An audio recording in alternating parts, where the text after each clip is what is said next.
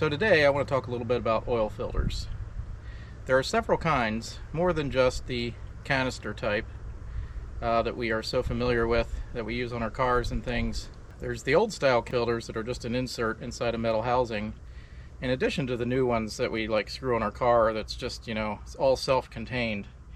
But there's a third type that we don't discuss a whole lot, a third main type, and that is centrifugal oil filters. So I want to talk a little bit today about centrifugal oil filters because not very many people are familiar with them unless you work in the industrial or large marine engine industries. So today, let's take a little look at that.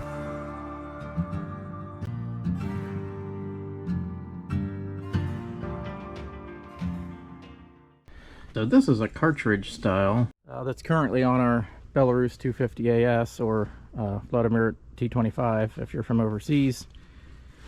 It's basically just a cartridge that fits down inside that metal housing, and the outside of the metal housing would be the same as like a screw-on canister filter.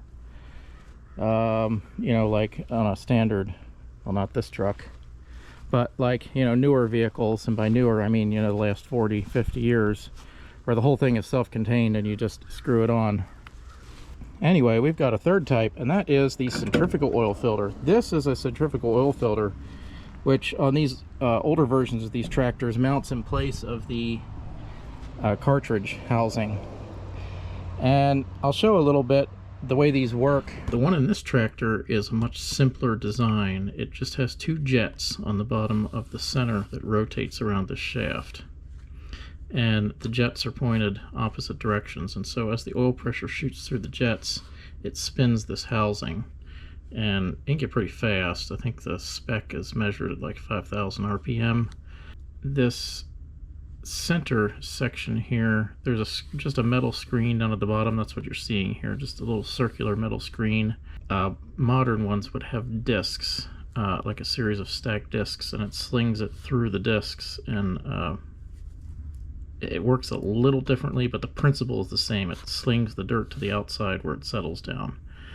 And this filter screen acts as a final barrier. There shouldn't be much getting caught by this. Most of it is going to get slung down around the edge, and you'll clean it out in the bottom when you clean this. That's just the basics of this particular one. Now, it relies on high oil pressure, sustained high oil pressure, which is primarily why you don't see these in like cars and things, in addition to the fact that these are very expensive, and because they know that car owners want quick and fast, they just want you to be able to spin on a canister filter or replace a cartridge.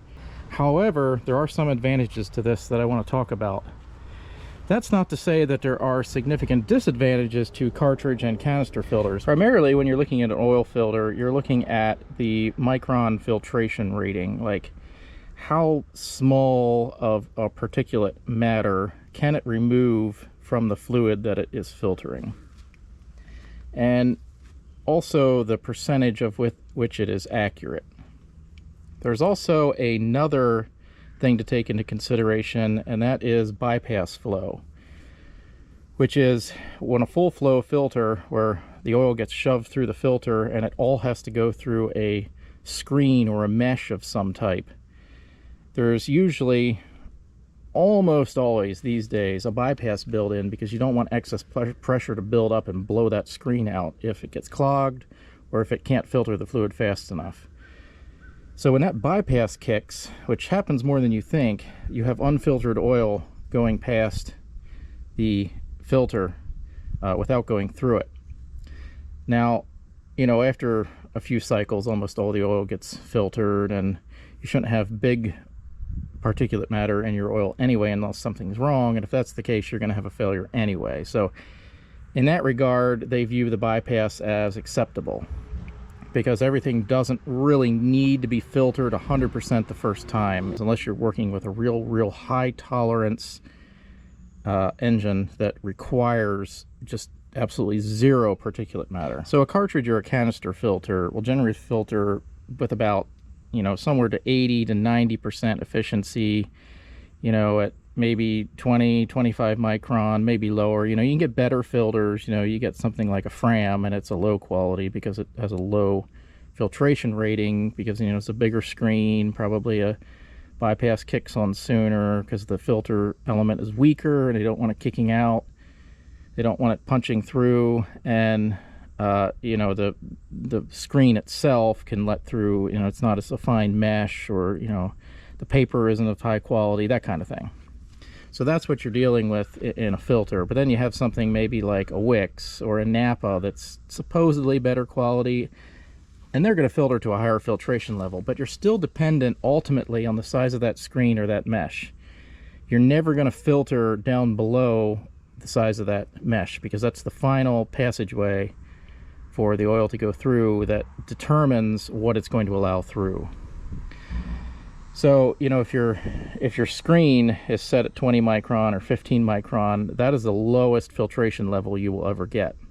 However, on a centrifugal filter, now you can see this thing is much bigger because, you know, there's mechanical things inside and the center spins, and on a centrifugal filter, you can get a much higher filtration level because it's purely based on the force separating the particulate matter from the oil. And you can get down below 5 micron, or in that neighborhood, to like 99% efficiency quite easily on one of these centrifugal filters. So this is a cutaway of a modern centrifugal oil filter. The oil comes up through the center and it's flung outward inside this bowl. This center section here spins, same as it does in the older version we saw. It has discs in the center here to increase filtration efficiency, which the older version does not have. It also does not use jets on the bottom to spin it. There's some small nozzles up here, but it mainly uses the turbine impeller oil passing through the turbine to spin this whole thing. And the faster it spins, the more efficiently that it's going to filter, because it's going to increase the speed at which it's flung outward, and that'll separate the liquids from the solids better, just like a standard centrifuge works. And so then the oil, of course, is separated from the solids. The solids stay here in the bowl, and the oil that's separated out continues on its way down through the bottom of the housing. Now, it's important to note that the faster you spin this, the more efficient it's going to be. So a slow rotation that might come about from low oil pressure will result in poor efficiency. Now, something else to take into consideration is that even whether you're using jets or a turbine or a combination of both to spin it, that is going to take a certain amount of oil pressure, and you're going to have an oil pressure drop on the other side of this filter. Now, a standard canister oil filter that uses a filter media, you're going to have a slight pressure drop too, because you've got to force it through a screen. But for this one, you're actually using the oil to provide mechanical force to spin this, so you're going to see a little bit more pressure drop. And as an example of that, with the last Belarus cutaway I showed previously, the pressure release is set at something like 71 psi, and the actual drop that's allowable or normal for that oil filter on the other side is about half that. So it's taking, 20, 30 psi of oil pressure away just to spin this housing. So you need significant oil pressure in the beginning to run this, because you're going to see a pressure drop on the other side. So that's one consideration to take into effect when you're looking at using one of these. That's the basics of how it works. So you're not limited to a filter media size screen. It's based off of, basically how much matter you can fling out and how well you can do that.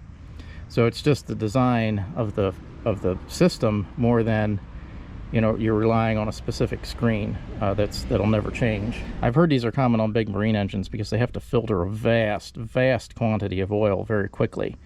And you can do that with these, especially when you get high pressure and high volume and you can shove it through that quick. You can filter it as fast as you can shove it through, basically. So that is a huge advantage to these. If you tried to filter a large marine engine with like a cartridge or a spin-on filter, like our fuel spin-on filter there, you'd be limited by just how much you can push through that filter media. You would need such a huge filter that it would be uneconomical, and you would have to change it so often, because as that screen gets plugged up, your filter efficiency reduces because it can push less fluid through. It'll still filter the same, you know, level, because the holes in the screen are still there. If anything, they're a little smaller due to clogging, but you can't push as much fluid through. So as time goes on, your efficiency goes down and down because more is bypassing. I said before, the downside of one of these is obviously it's not fast to change. You have to take it apart and you have to clean the discs and put it back together. But you don't have to buy anything. You can do it for free. You know, just if you're using a little bit of diesel fuel or whatever, then that's your main cost to do that. But it takes time, and time is money. So this tractor came with the cartridge filter on it, as I mentioned. And this is a newer one. This is like, what, 92, I think. But in previous years, they came with these big centrifugal filters. I don't know. I'm highly curious why they changed it. It's probably due to cost, because centrifugal filters cost a good bit to make as well, because there's, you know, precision machining and everything. And this is just, you can throw in a mass-produced filter element, and you don't have to make that. So my main guess is that it was to lower cost, because these centrifugal filters were made under the Soviet Union, and they didn't really care about cost. They cared about longevity on these tractors out working in the fields. They didn't care about, you know, ease of maintenance or any of that business necessarily. It wasn't the highest priority. So that would be my best guess. But I'm wondering if the longevity of these engines is reduced when they switched to the cartridge filter. And I don't have any data. I'd really love to know. But the old tractors with centrifugal filters seem to hold up really good engine-wise. There's a lot of them still running in my area anyway. And that's not just these little 2-cylinders. That's the, you know, the big 4-cylinders too. So like I said before, the main thing these cartridge filters rely on is oil pressure, because it has to spin that turbine inside fast enough to sling the oil out and the particle matter out. So if you don't have high oil pressure, you can't use one of these. And if you have like a modern diesel, like a Duramax or something that, you know, they get older, the oil pressure especially lowers, but they were never made to idle at a high oil pressure. So you won't see your Duramax idling at, you know, 50, 60 psi, probably not even 40 psi. I mean, I think mine idles at, you know, like 20 psi. And your filter efficiency drops along with the oil pressure, because it can't sling the oil out, you know. But I don't know what the cutoff point is, and it probably varies by the turbine design in there on the blades, how well it works at different oil pressures. But you won't see these in modern diesels, modern like trucks and things like that, cars, because they just don't have the oil pressure to run them. If you're idling at 20 psi, you're probably not filtering any oil on one of these when it's made to run at like 60 psi. From that regard, it's a disadvantage. Another disadvantage obviously is the cleaning time. You have to take them all apart, you have to clean the discs. Everyone, you know, knows how to spin on a cartridge filter for the most part, but not very many people have ever cleaned a centrifugal oil filter unless you're in the high industrial commercial world. Another disadvantage is the size. You can see, even for a 2-cylinder engine, this thing is very, very large. Takes up a lot of room, and it's heavy. I mean, this thing is like 15 pounds, whereas the housing for that is only a couple pounds. There's a lot of weight in here, not just the casting for this and the outside case. All of this inside is a lot of metal. All right, so we've got the centrifugal oil filter here, and I just want to show you real quick how a simple one works. First hand, take off the, easier when it's bolted to the engine, but take off the top lid here. I should say it's been on here for a long time.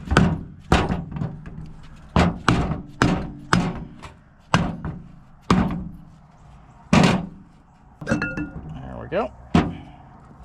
So this is the spinning drum section. You can see down in there, hopefully you can see down in there the jets that make this spin. Wow, this is tight. Why is this so tight? I don't know, this one is in good condition. This came off of, now that I think about it, this came off of an engine that I believe was fried. What was wrong with that engine? I don't know, because I didn't take it apart. The guy told me the broken crankshaft? Well, a lot of things could cause that, but this is way too stiff. So then we take this off to remove the drum section.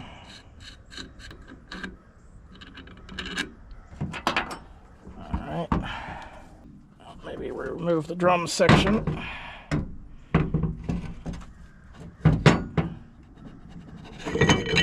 There we go. Remove the drum section. Oh, there's no bushings or bearings or anything on there, is there? It just spins on that shaft. So I believe the more expensive ones actually have bearings and things, and probably not spiders in them. You can see the holes where the oil comes in to the drum. See if anybody has marked this. They have put marks on here. This is a balanced assembly, or it's supposed to be balanced. It should always be pre-marked before you take it apart. You can see these jets are metered. I believe, oh, there's metal inside these jets, I think, by the look of it.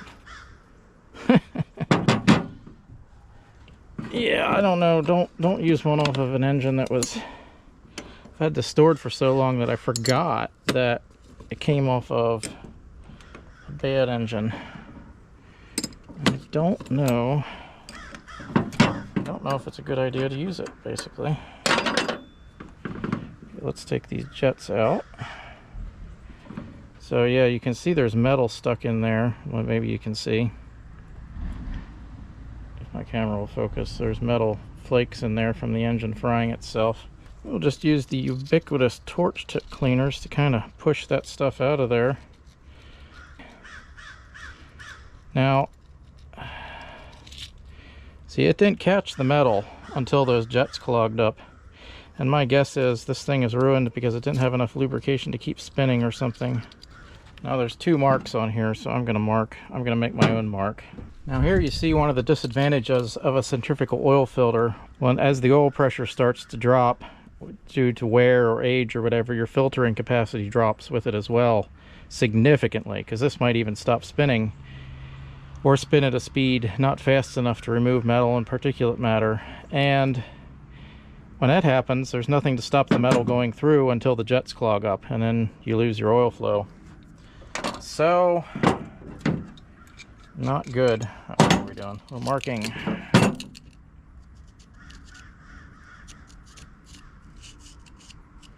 Okay. I don't know, this filter might be junk. I'm not sure. Let's see what we find inside. Take this nut off to separate the 2 halves.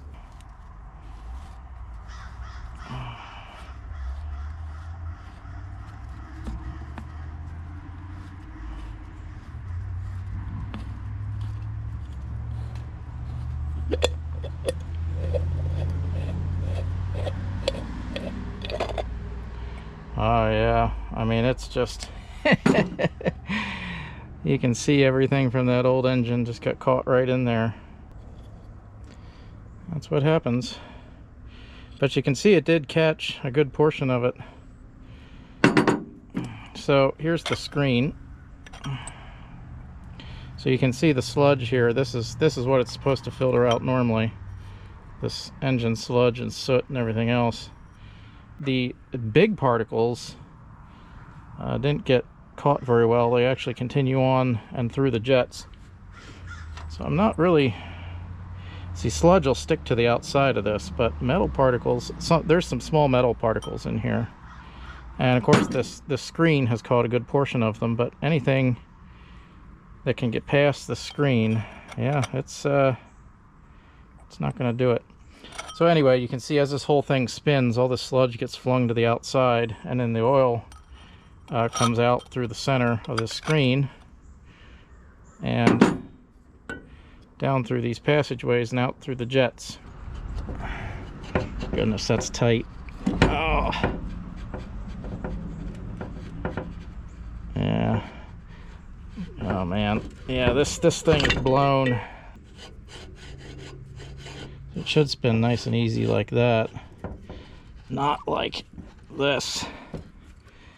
It should not be that rough. Goodness. Yeah, I don't think I'd want to reuse this. It's just had so much metal run through it. But anyway, you can see the pressurized oil comes up through the center of this shaft and out through these holes. And in here, it comes out through 2 locations as it does through here. It comes out through this section here, through those holes. And then it comes out through these upper holes. And these upper holes the pressure is directed against the outside. It sprays against the outside of this casing, and anything, you know, all the oil, as the oil gets flung out, centrifugal force will fly the soot and everything to the outside where it sticks, and it'll run down, and you'll get some buildup down here too usually. This oil comes, the oil comes out here and drains back to the sump. So with this one, we can see one big disadvantage is with these, and that is if you start to get metal particles in there, if the oil pressure is low enough and everything, it still can get through those jets and tank your whole engine before you can catch it potentially. Whereas potentially a full flow cartridge filter or canister filter might catch the majority of those, especially the big ones. But if you've got that much metal in your engine, it's probably too late anyway. But even smaller particles, I don't know. It seems like it was catching smaller particles up here. It's when the big ones started going through that it started having problems with it. So my guess is it would work for the majority of the time. Maybe the ones with the extra efficiency discs in there, the disc stack, maybe they would catch more of that. Now under normal circumstances, of course, it's probably going to work just fine, but it's the abnormal circumstances that maybe where it starts to go anyway. But like I said, you know, at that point your engine's probably going to need more work anyway. It just might add cost to the rebuild, but just something to take into consideration. So these are really only going to be seen in a you know, highly industrialized application. So that's just a little bit about the centrifugal oil filters. I just wanted to make a quick video on that because not very many people have really ever seen one, so I figured I'd throw that out there. If you like this, if you want to see more like this, sometimes we do technical videos, sometimes we do repair. It just completely varies these days, but feel free to like, comment, subscribe, tell me what you think down below. As always, thanks for watching.